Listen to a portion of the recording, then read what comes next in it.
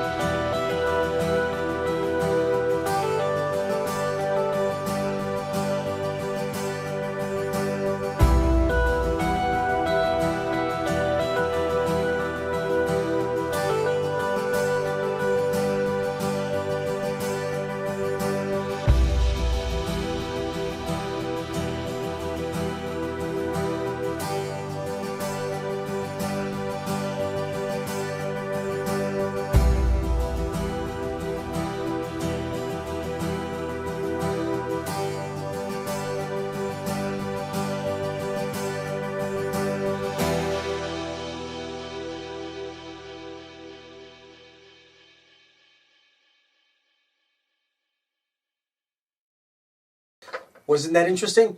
Now, the wire stripper itself does not come with the utility knife. You're going to have to purchase that alone. The wire stripper comes with the guides. There's 8 of these. And if you look here, kind of like the edges, it's the opposite of what's on the inside. So that just locks on right there. You put your knife. You can either hold it with one hand and pull with the other, or it actually has holes on both sides where you can actually plant it on a workbench. All right, so I think this is a pretty cool device, and it was made in the USA.